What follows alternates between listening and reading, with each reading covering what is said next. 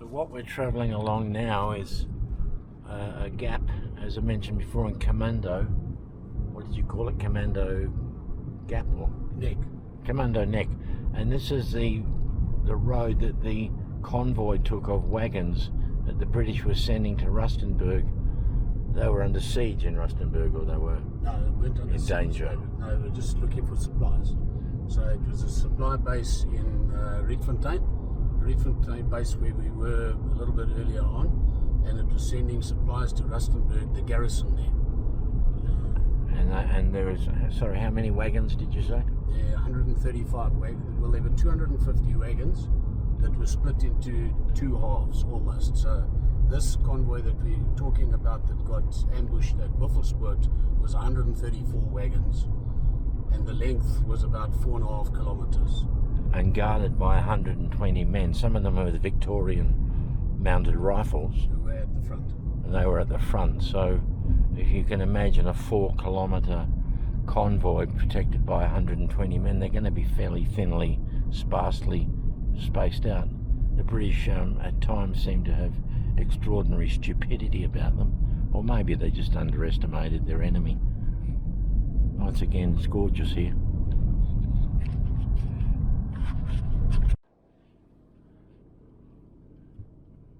Sort of the top of this valley now, aren't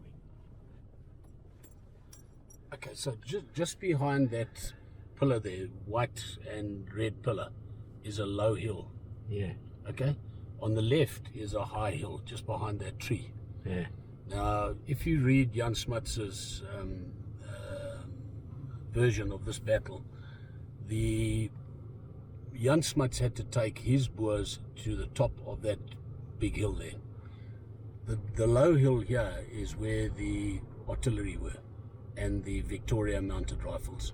So if you read in those notes that I've given you there were 2 letters that were written home by guys who were with the Victorian mounted rifles, and they talk about being very close to the artillery.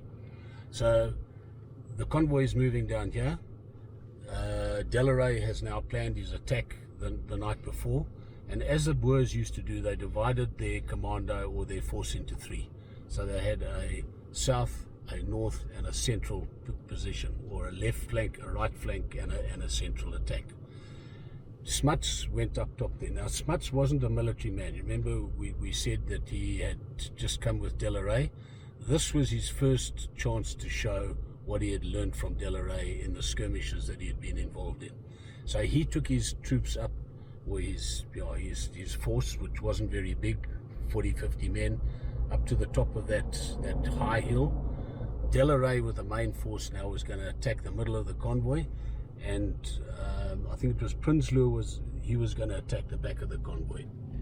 And we'll get to where the back of the convoy was just now, and I'll stop. I've got a map to show you.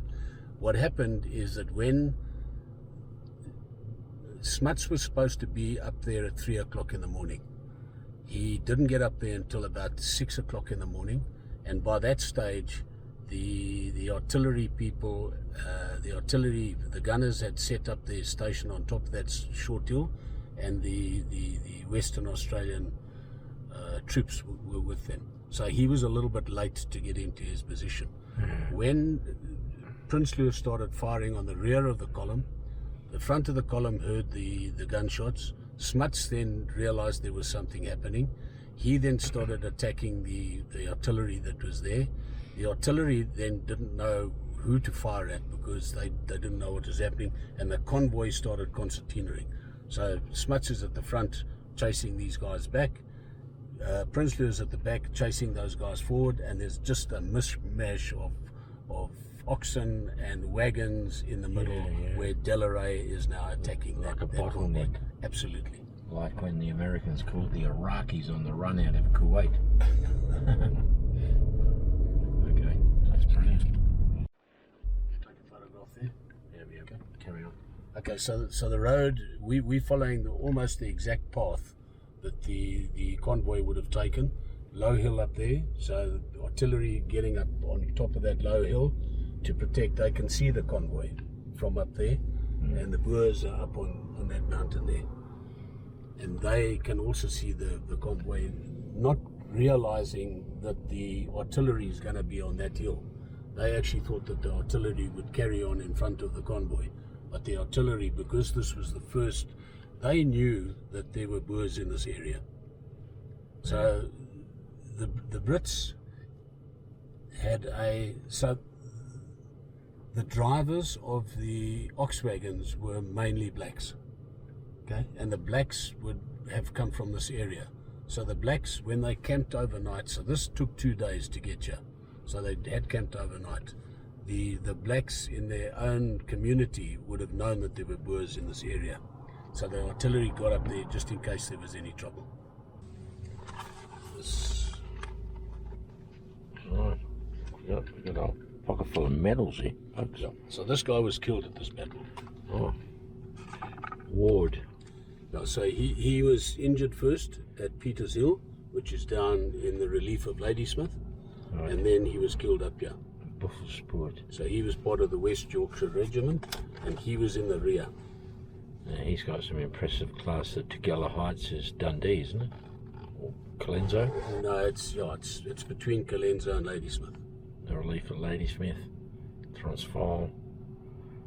Lang's Neck, is that what? No. Yeah, Lang's Neck is near Majuba. Ah. So Lang's Neck would have been after the relief of Ladysmith, when Buller was on his way up to Bergendal. Where's he buried, Ward? He was buried at Okay, we where saw we the were, cemetery. yeah, at Rietfontein. Yeah. That's a beauty. It's a continuation of the story of the convoy. Now you got to remember there's 1,000 incidents or more just around this area, so you know we can't obviously cover them all, but Alan's fixated on a couple that he can tell the story of, in the story of the convoy and the battle that ensued. Now you can see better here, I'm away from the tree. That smaller hill there is where the Victorians were with their artillery. I think we're going to be going up there, and we've got letters from the Victorian mounted riflemen that describe that in that book, The War with Johnny Boer.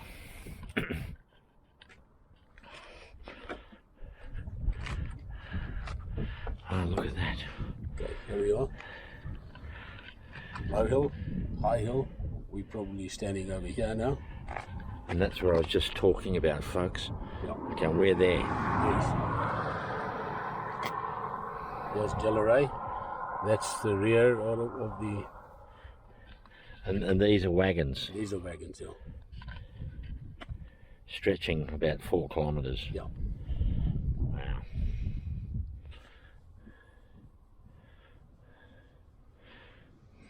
That's impressive, isn't it?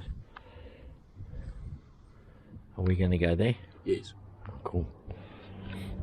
So what that is just a memorial. It was put up at the entrance to a farm, and what those are just bits and pieces of the wagons that were burnt. Ah, That's all nice. it is. Yeah, brilliant. The hill to the left there was the West Yorkshires. Smuts has captured them, Yes. and he's not very far from the Victorians. No. They were within rifle shot. Yeah. Right. Yeah, right, okay. But the distance, folks, it's not far at all. What? No, it's 300 meters. Wow. So it's 300 meters. He captures the West Yorkshires and disarms them, keeps them captive there, and then he starts attacking this low hill here. And he got to within 50 meters of the low hill when Delarey said to him, listen, we've achieved what we wanted to achieve. We've got all our supplies, Yeah. so come back and let's disappear. And that's what he did. And that was the tactic. You had to hit and run. You couldn't hang around. A quotation from the book, The War with Johnny Boer. The tussle that took place at Eland's Drift is known by a number of alternative names: Buffelspoort, Rietfontein, or Hunman's Kraal. A vital task of the mounted units, among which were the Australians, was to accompany convoys of supplies and ammunition needed for far-flung posts well away from the railway lines. The time on trek was a long period, the pace of the convoy determined by the slow-moving ox wagons. They were tempting targets for Boer commandos. Consequently, there was often a lot of action. Trooper Alex Kelly, with the 2nd Victorian Mounted Rifles on convoy duty, recorded this detailed account of a skirmish at Buffelspoort, near the Elands River Drift in the Western Transvaal, with commandos under Boer General Koos de la Rey. Quote, on December the 2nd, the 2nd Victorian contingent left Rietfontein, 18 miles west of Pretoria, at 3 a.m. to provide the mounted escort for a convoy numbering 156 ox wagons, each drawn by 2 span of 16 oxen, 32 bullocks. The escort consisted of 2 companies of the West York Regiment, 20 of the Yorkshire Light Infantry, 20 Victorians under Sergeant W. Francis, and a section of 2 guns of the 75th Battery Field Artillery. The convoy was under the command of Major Gordon of the Argyll and Sutherland Highlanders. The total number of the escort was 185 men. During the first day we travelled 16 miles and camped about dark. During the day a number of reports came in from natives saying there were a lot of Boers about, and there was some talk about attacking us the following day, but very little notice was taken of it. Next morning at 3 a.m. the convoy started to move off. The Victorians were in advance guard and were extended for a mile on each side of the road. Next came 50 infantry, with the 2 guns and about 3/4 of a mile behind us the convoy, following with the rest of the infantry on the flank and rear guard. The length of the convoy would have been about 3 miles. After travelling about 3/4 of a mile through the flat timbered country, I came across a farmhouse in front of which was a vegetable garden and orchard, fenced in with a barbed wire. Riding by, I saw in the orchard an apricot tree laden with luscious, ripe fruit. The entrance was a gate 3 feet wide, just in front of the house. As I rode to the gate, I noticed 2 elderly men, a lad of about 15 or 16, and 4 or 5 women who appeared to be very excited and jabbering away in Dutch. But my main thought at the moment was the apricot tree. It was not long before I half filled my haversack when suddenly I heard rifle fire quite close to me on the right flank. As there was no other exit from the orchard excepting the narrow gate of the house and I had no wire cutters, I went through the narrow gate at a gallop, feeling certain that I would be shot at by the people at the farm, so I put both arms around the horse's neck to prevent falling off in case I was seriously hurt. Favoured the foolhardy, and I got away unscathed. Galloping towards the sound of firing, I saw some of our fellows retiring towards the koppies where the guns were, and when we put our horses in reasonable safety, I learned that Sergeant Francis and another chap who were riding along the road 200 or 300 yards from the orchard had come across a number of Boers 50 to 100 yards away. 2 of the enemy promptly dismounted and commenced firing when they shot poor Francis through the heart. Sergeant George William Francis killed in action, Elands Drift, 3rd of December 1900. When we got to the high ground, we saw about 200 Boers making away round our left flank, and very soon afterwards we heard them attacking our rear as well as our front and left.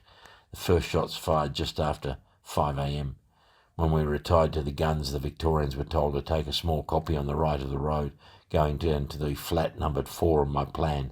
The 2 guns with about 30 infantry took up a position in koppie number 2, and the rest of the infantry on either side of the drift were completely cut off before we'd been fighting half an hour. By 7 o'clock the Boers occupied numbers 1, 3, 5 and 6 koppies and were pouring a heavy fire into us at ranges from 100 to 1,000 yards. When we got to the main position, we found that the Boers had captured all but 5 of the wagons that had crossed the drift and were directly below our position alongside the road. We also learnt that they had captured all the rear guard and were trekking off with the wagons. We had not been on the main koppies long when the Boers made a very determined rush at the guns and got up to within 50 yards of them, but 3 or 4 shells of case shot soon drove them off. The koppies the Victorians held practically all through the long engagement was well protected by a rocky ridge somewhat resembling a horseshoe, but the enemy also were well concealed in their position, with the result that both sides were engaged in blind firing in the hope that a bullet would find its mark. What casualties the Victorians inflicted on the enemy we never knew, but the 18 of us survived 12 hours of rifle fire without a scratch. To show the extent of the rifle fire, I remember that about midday, after firing many rounds of ammunition, my rifle was too hot to hold. As I was tired after 7 hours fighting, I built a three-sided sangar with a few large stones about 15 inches high and lay down for a few moments' rest. Of course, I promptly went to sleep. Directly above my sangar was a large leafy tree, and when I woke up, perhaps about 20 minutes afterwards, I was reminded of the story of the babes in the wood, because I was literally covered with the leaves that had been cut down by bullets. Soon after midday, I was amazed to see a Boer riding up to us on a very good horse. He was in civilian clothes, and he called out something to us in Dutch. I was told afterwards that he was advising us to surrender because we were surrounded on all sides, and they saw no sense in us waiting to be killed. Having delivered the message, he just calmly rode away, and nobody even thought of firing a shot at him. He had courage because he didn't come in with a white flag, but just in a friendly sort of way to advise us the game was up. Soon after he left, we noticed some natives unyoking the oxen in the 5 wagons that were on the road below us and letting them loose. Later, a Boer surrounded by about 4 natives came coolly and set fire with kerosene, paper and rags, etc., to the wagons, one after the other, burning them right under our noses. If we'd attempted to fire, we would have probably been killed or wounded. Some of the unfortunate natives who were only there because the Boer had a good sjambok, and the poor devils would have got a terrible hiding if they had not carried out their orders. So what we're doing now is there's a little memorial here. I think they call it Buffelspoort. There's very little left of any of this stuff, but this is an exception, where they've actually found bits and pieces of the wagons that were burnt. Delaray took what he wanted and burnt the rest of the wagons, and these are seemingly bits of wagon they found around here. Look at that. British steel. Got one of these in our place. Says England on it. So, die slag van Buffelspoort, 3 December, I can't say 1900 in Afrikaans. It's all Afrikaans. Isn't there English there as well? No. It's telling the story that Alan's kind of told us. It sort of says it's symbolic of the material around here. Yeah, we got one of these on our farm at home. Look how it's been broken. Yeah.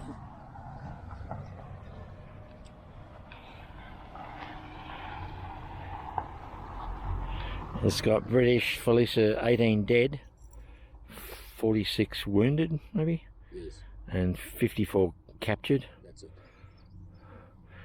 Boer slechts 2 dead, burgers. I don't know what that says. Okay, so it says that there were 2 burghers who were killed in the action and 7 were wounded. So that was a conclusive victory for the Boers. The centenary. 2000. Yeah, so the centenary of the battle. That's brilliant. I'm going to get a photo of us together.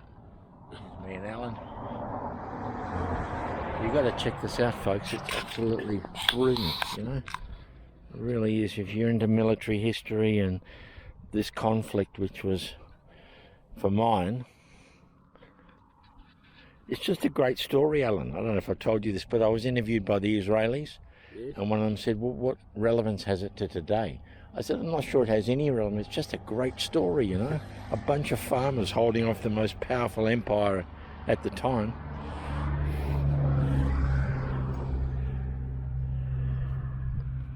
Okay.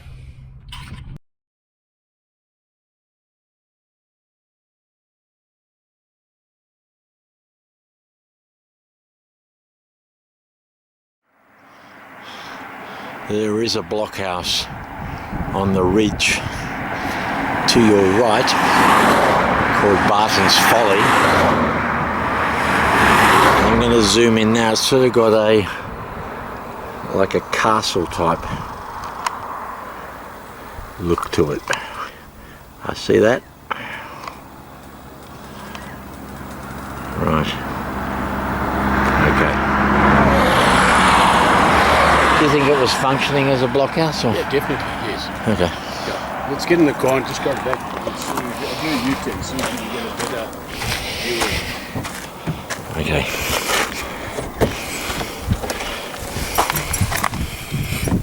It looks a bit comical to me. I mean, in Australia we have these make-believe castles that have sort of moats like that, or keeps, or whatever they're called.